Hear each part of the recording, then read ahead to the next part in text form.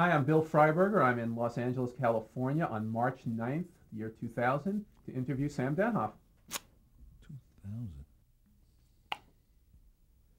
Well, I guess we should start by starting at the beginning. And if you tell us some stuff about your early years, for example, what was your name at birth? My name at birth, strangely enough, was Samuel Denoff, and I've managed to keep that name.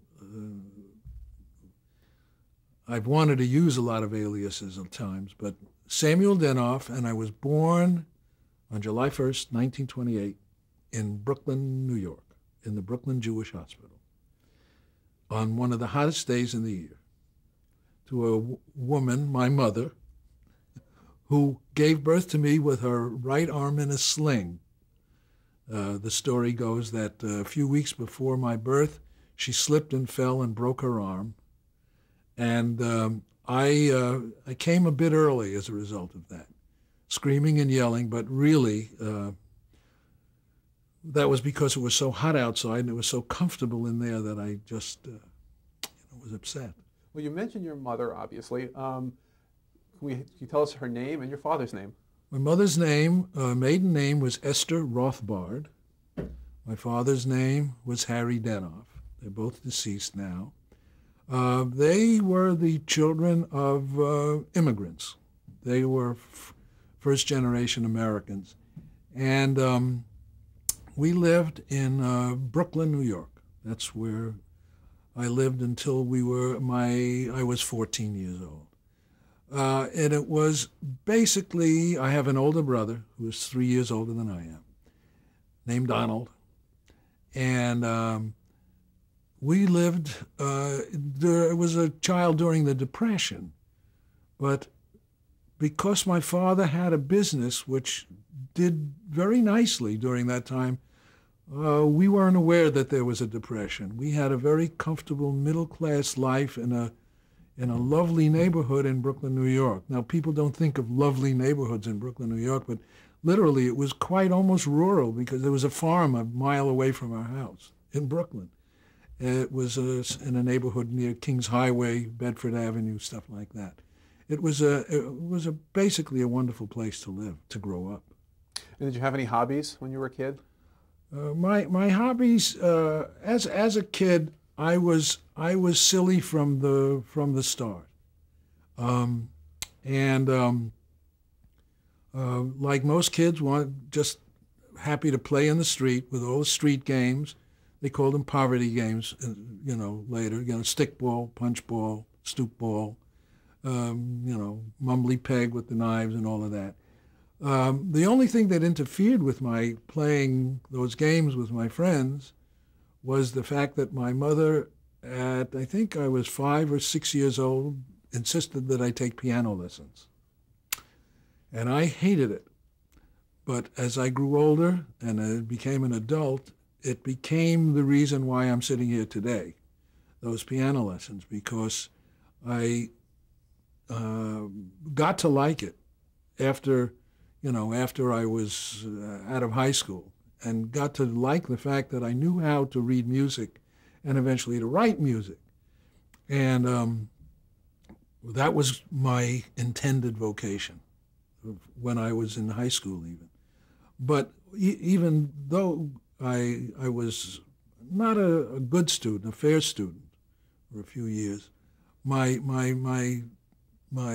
problem was that I was always goofing off. I was always getting in trouble because of a sense of humor or whatever it was that made me get cockeyed, and that also helped me in my later life.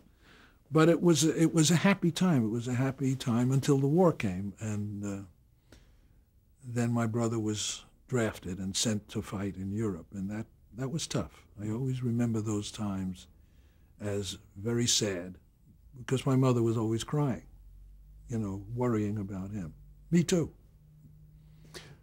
When you mentioned high school, can you tell us which high school you went to?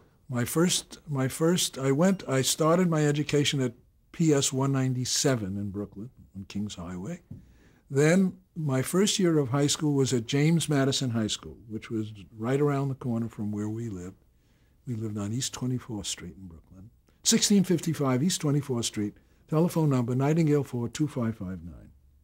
You see, at this age, you're supposed to forget everything. Not that. No.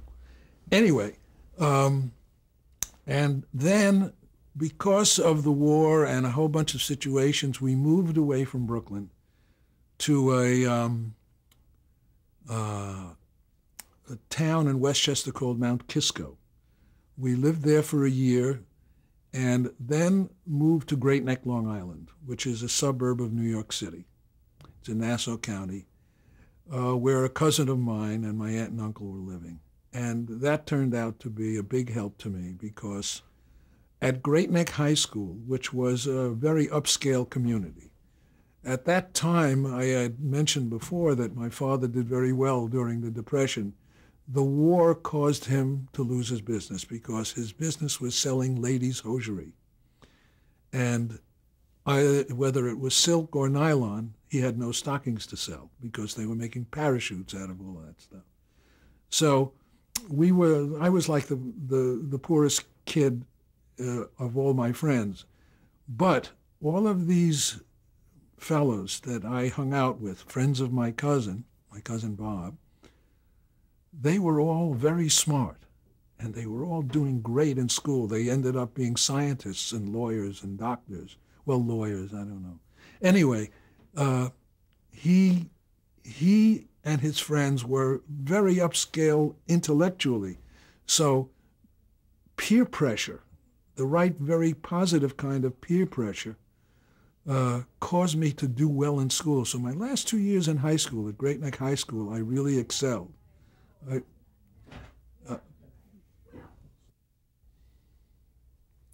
Okay, now we were discussing your early childhood, and you were telling us about high school. Do you have any other hobbies when you were in high school? And while I was in high school, I found a book in the library, an anthology of the writings of Robert Benchley, who was a brilliant wit and a member of the Round Table, the famous Algonquin Round Table. And I started to read his essays that were reprinted that he used to write for the New Yorker. And I would be all by myself, and I would take those books into the classroom when I was supposed to be reading a history book or whatever, and just delighted in that humor. And Benchley became my hero because I always thought of him, and I still do, as one of the inspirations in my gravitation towards comedy, as well as S.J. Perlman and those guys, and James Thurber. And I got into the habit of reading, which I still do. I read voraciously. Anything I can get my hands on, not only humor, because I think to be a writer, you have to do that, to be a good writer, to be anything. And I think today, young people are not reading enough because the computer is up there and the television, and it's too bad. But yeah, the reading became my fun, as well as listening to the radio. And of course, my heroes at that time were Jack Benny and Burns and Allen and Abbott and Costello and Eddie Cantor. Of course, reliving those days from as a young kid and listening to that comedy, Amos and Andy, was extraordinary. And I think among my friends, I was one of the few that really loved to listen to that rather than the adventure stuff. And then when I eventually came out to California to be a writer, I ended up working for some of those guys who wrote those early shows, which was heaven for us.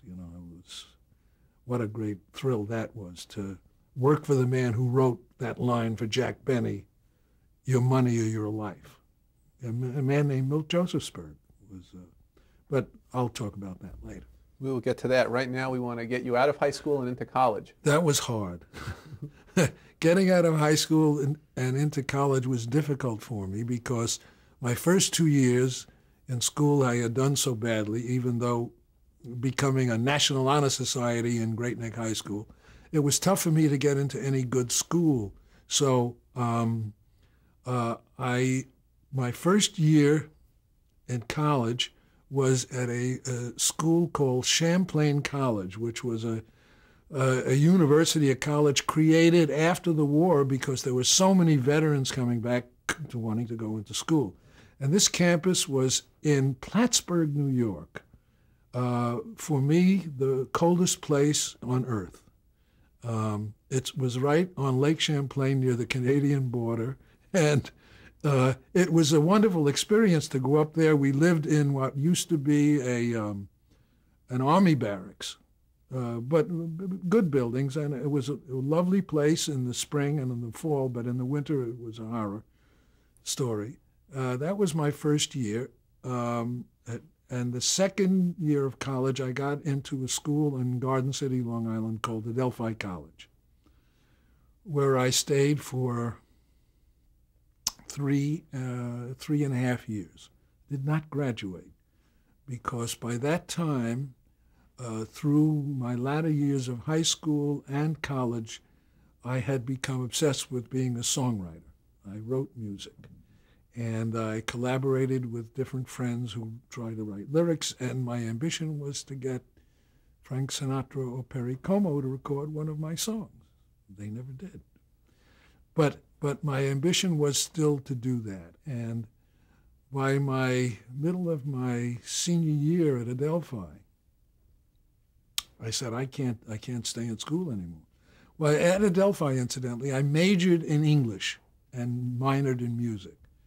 And that, again, was a big gift because I was able to go and read all the great writing. And one of the most inspirational classes was a very elderly professor. She made Shakespeare the most fascinating experience. Shakespeare until then, whatever, I don't know. But that was great. And recently, when I saw pictures like Shakespeare in Love and all of that, it was fabulous. It made me remember that the influence that woman had on me as a teacher.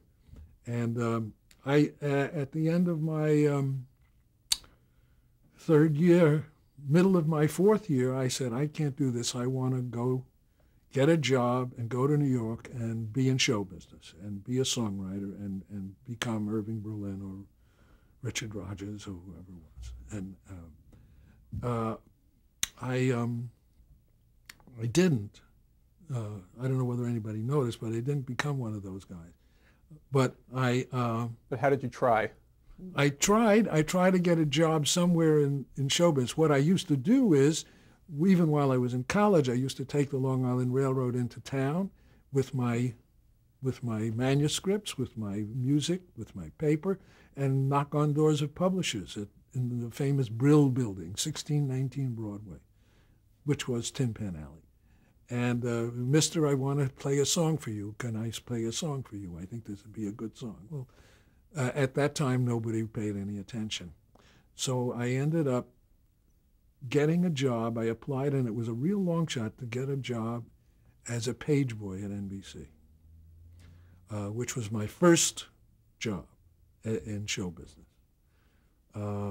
And how I got it was a miracle. I don't know how, because you had to be a college graduate to get a job as a page at NBC, which I don't understand the reasoning for that, because it was a dumb job.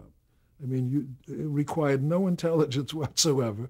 It just required the ability to wear this uncomfortable uniform and be regimented like the Army and tell people where to go. Oh, Studio 3 is over there, Studio 6 is over there, and lead tourists around. But that was an experience which was great, because in life, everything you do has a meaning, although it may not seem that way when you're doing it and you say, oh, this is boring. But during that time, I met a guy who was also a page, a man named Jim Haynes, a young guy, whose ambition was to be a lyricist. So we started teaming up together and writing songs. And we wrote some he was as good a lyricist, I think, as you could possibly be. He was a genius. He is. Now lives in South Africa. Why? Don't ask me why.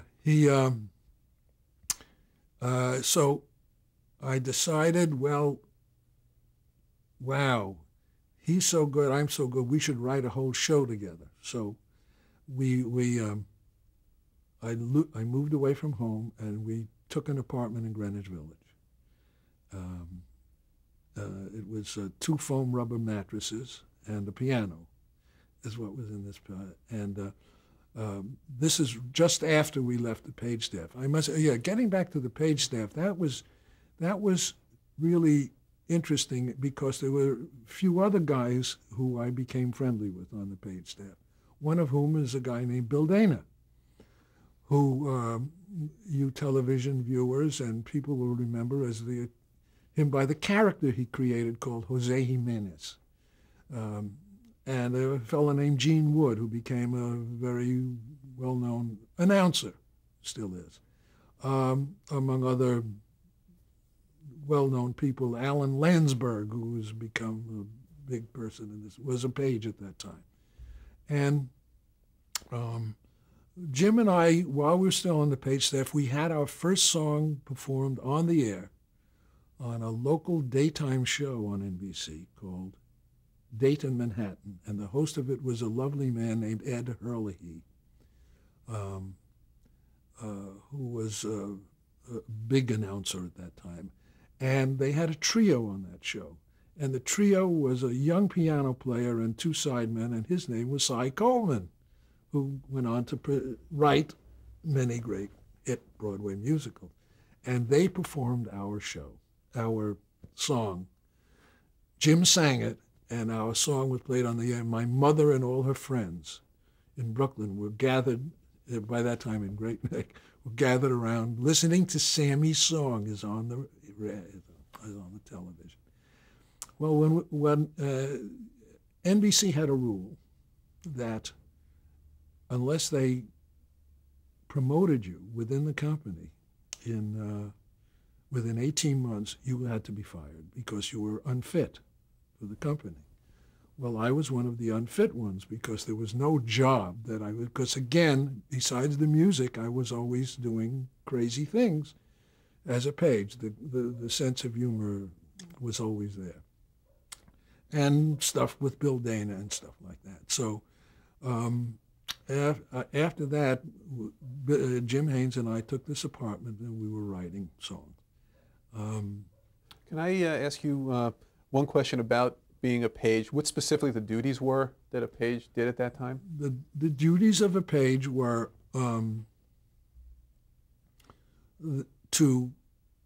there were 2 sections, either a Page or a guide.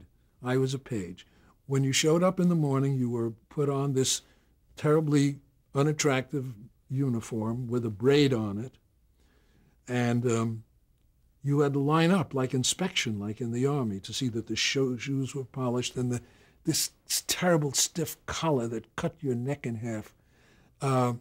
You lined up, and then you were assigned to different floors or different studios to monitor, to serve as a messenger for the staff of the shows, and to give messages and to direct people who were looking for whatever on each floor. And each, for instance, we were, one of the shows being shot then was the famous Milton Berle show. We weren't always thrilled because we didn't want to get yelled at, because he yelled a lot during those days. And Howdy Doody, those were all the shows. And each show had what they call a key man, and that was when you got a gold braid. Now, that was hard because I was always getting in trouble because of fooling around. It was hard for me to get my gold braid. But I finally got it, and I was assigned to the 8th floor. Now, which was lucky for me again, because there, on that floor in Studio 8H, which is the studio where Saturday Night Live is still being shot, was a very famous studio with a great history, and where Toscanini and the Symphony Orchestra during the radio days performed. Transformed into a live television stage, and across the hall from it was 8G. What was happening in those studios, and I was able to observe that and befriend some people who became John Rich, Jack Shea, who was the president of the Directors Guild, was an AD and a stage manager in those days. But I was able to observe live television in those days where they did shows like the Robert Montgomery Playhouse, the Kraft Theater, the Armstrong Circle Theater, the Philco Playhouse. Those were all being shot on the 8th floor. Dramatic anthologies where some of the great writers, the Rod Serlings and the Patty Chayefskys were writing stuff for that, as well as the ones on CBS, Playhouse 90 and all of that. So observing that, and I remember thinking when I was there and watching that and saying, oh my gosh, I'll never be, it's finished, how can I ever get to be what these guys are, it's over. I mean, they're doing it. Little did I know that was in its infancy. These people were creating a marvelous body of work that it is unparalleled, that people forget today how incredible that stuff was under those conditions. And they were very nice to us on the whole. The Kraft Theater was our favorite because in those days, the commercials were all done live. There were no film commercials, very few, especially Kraft. So when the Kraft commercials were on, they had to bring in the food to show how well the mayonnaise went on the cheese and the sandwiches and to make this. And when the show was over, they let the pages take the food. So we didn't have to buy food that day. That was good. And Hurley was the announcer on that too. And Martin Caine, Private Eye, and all of those, Robert Montgomery Playhouse.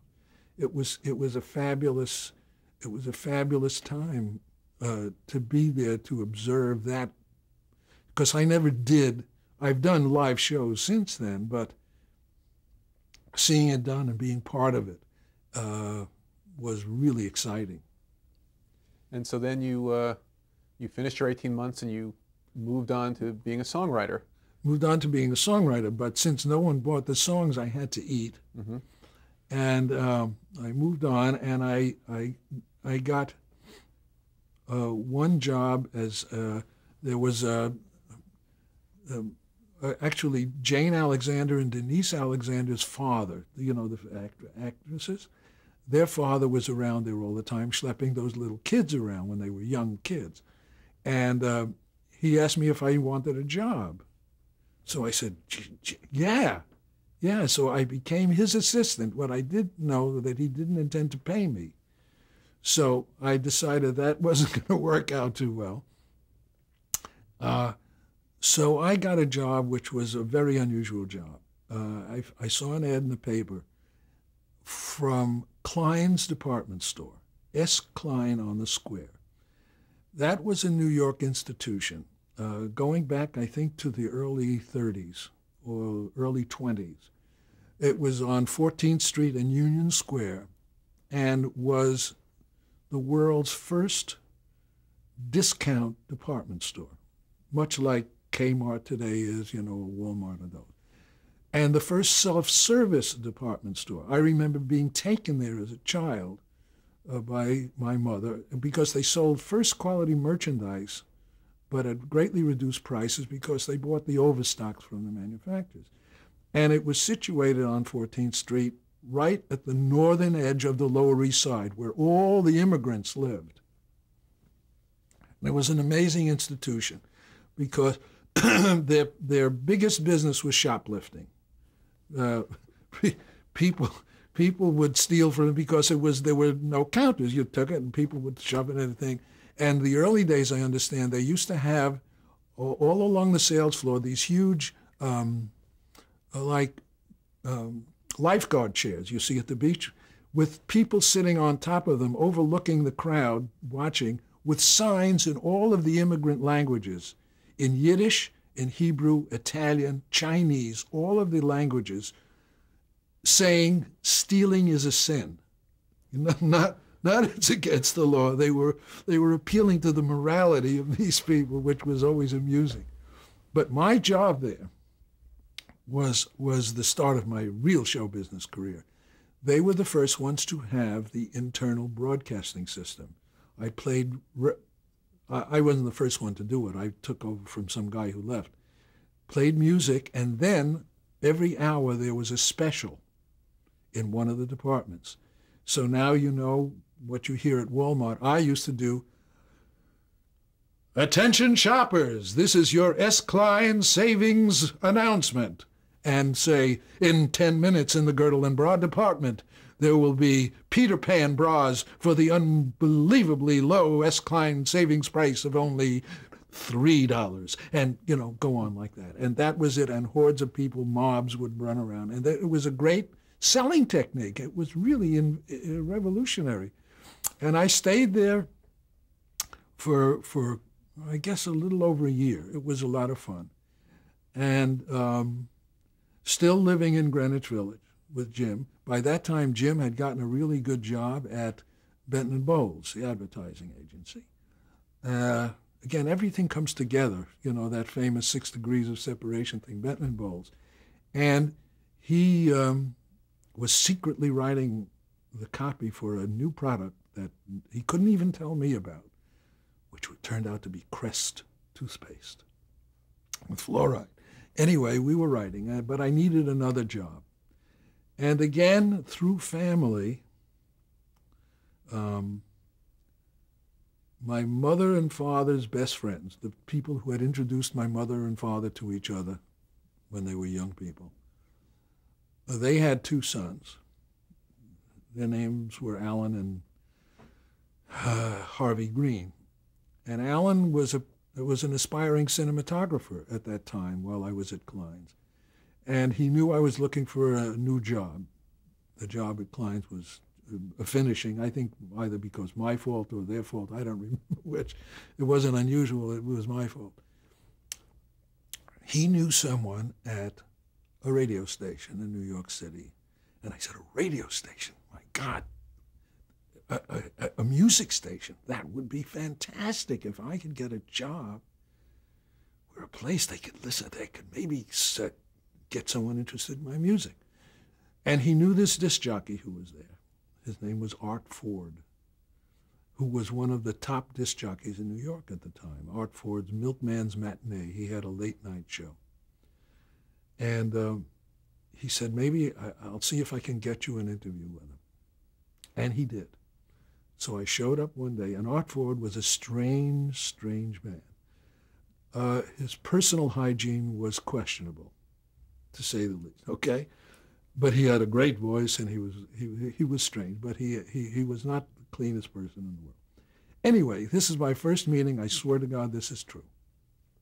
I showed up at WNEW, asked the receptionist, I'm Sam Denoff. I'm here to see Art Ford. She said, oh, fine, he just got off the air a few minutes ago. I'll tell him you're here. And out walks Art Ford with this kind of strange outfit in the hair. And he said, oh, Sam, hello, how are you? I said, fine. He said, well, come on back, we'll talk. And we're going to find out what he said right after we change the tapes.